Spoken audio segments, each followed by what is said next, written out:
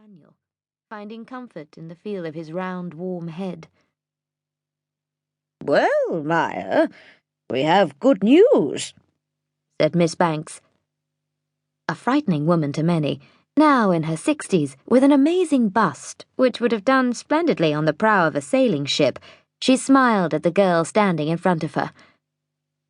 A clever child and a brave one, who had fought hard to overcome the devastating blow of her parents' death in a train crash in Egypt 2 years earlier.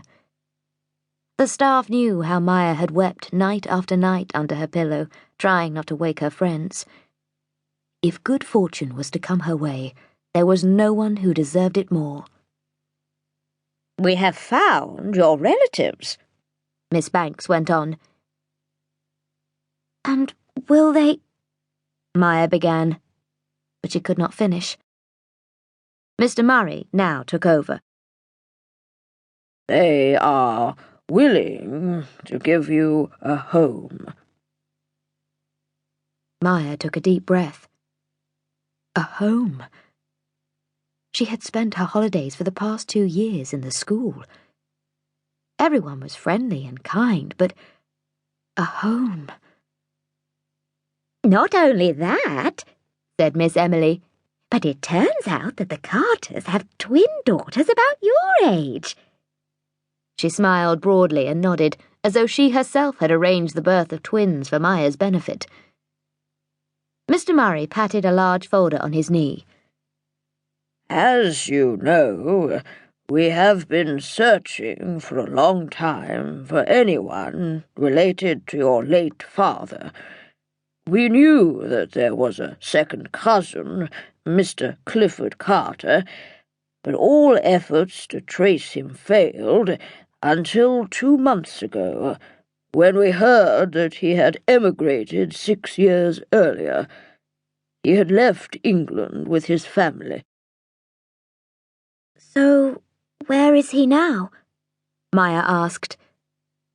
There was a moment of silence. It was as though the good news had now run out, and Mr. Murray looked solemn and cleared his throat. "He is living, the Carters are living, on the Amazon." "In South America, in Brazil," put in Miss Banks. Maya lifted her head. "On the Amazon," she said. "In the jungle, do you mean?" "Not exactly. Mr. Carter is a rubber planter. He has a house on the river, not far from the city of Manaus. It is a perfectly civilized place. I have, of course, arranged for the consul out there to visit it. He knows the family, and they are very respectable." There was a pause. "I thought you would wish me to make a regular payment to the Carters for your keep and your schooling. As you know, your father left you well provided for." "Yes, of course. I would like that. I would like to pay my share." But Maya was not thinking of her money. She was thinking of the Amazon, of rivers full of leeches, of dark forests with hostile Indians with blowpipes and nameless insects which burrowed into flesh. How could she live there? And to give herself courage, she said, "What are they called?" "Who?" The old man was still wondering about the arrangements he had made with Mr. Carter. Had he offered too much for Maya's keep? "The twins. What are the names of the twins?" "Beatrice and Gwendolen," said Emily. "They have written you a note." And she handed Maya a single sheet of paper. "Dear Maya," the girls had written, "we hope you will come and live with us. We think it would be nice." Maya saw them as she read.